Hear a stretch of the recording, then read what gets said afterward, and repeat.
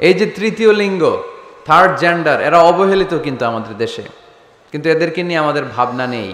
সংখ্যায় একেবারে কম নয়, এদের সংখ্যাও অনেক। এরা আমাদেরই সন্তান। আমার দুইটা মেয়ে, তো আল্লাহ মেয়ে না দিয়ে আমার ঔরসে হিজরা দিতে পারতো না? কথা বোঝে নাই? আমি যে ছেলে হয়েছি কার ইচ্ছায়? আমার বোন মেয়ে হয়েছে কার ইচ্ছায়? যে হিজরা হয়েছে সেও হয়েছে কার ইচ্ছায়? বুঝতেছেন কথা কি বুঝেন? তাহলে হিজরা এরা আমাদের সমাজেরই অংশ,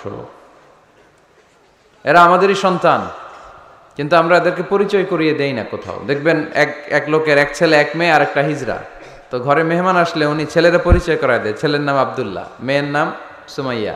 হিজরা যে আছে ওরা সামনেই আনে না।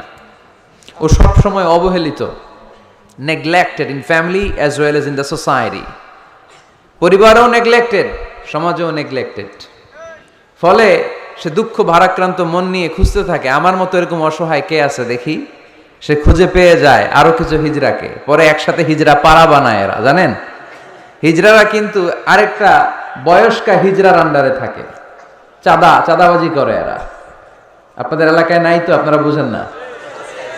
ঢাকায় যায়েন একবার, জ্যামের মধ্যে আটকালেই খবর আছে, পুলিশেও ভয় পায় এদেরকে। আমি এক জায়গায় বলছিলাম যে এদেরকে পুলিশের দায়িত্ব দিয়ে দেন, যেহেতু এদেরকে সবাই ভয় পায়। এরা ট্রাফিক সিগন্যালের এখানে এমনি দাঁড়ায় থাকলেই চলবে, লেন চেঞ্জ করে কেউ উল্টা পাল্টা লেনে ঢুকবে না। This is call idea.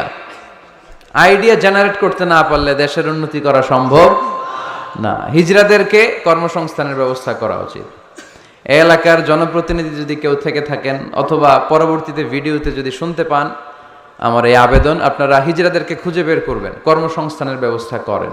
আমি পৃথিবীর অনেক জায়গায় এয়ারপোর্টে দেখেছি হিজড়াদেরকে, দে হ্যাভ হিউজ স্ট্যাটাস, তাদের জব আছে, তাদের চাকরি আছে, তাদের সম্মান আছে, সামাজিক সম্মান।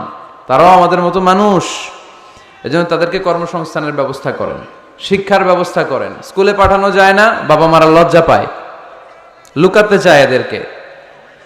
সন্তানের ফর্ম পূরণ করতে গেলে ওখানে লেখা থাকে জেন্ডার, ছেলে নাকি মেয়ে। তো এটা ছেলেও না মেয়েও না, একই লিখবে। এখন থেকে সব ফর্মে 3টা ঘর রাখবেন মেল, রাখবেন ফিমেল, আর একটা রাখবেন শিমেল অথবা বাইসেক্সুয়াল, উভয় লিঙ্গ যাদের। তো এদেরকে যেন আমরা আগলে রাখি, এদেরকে যেন দূরে ঠেলে না দেই।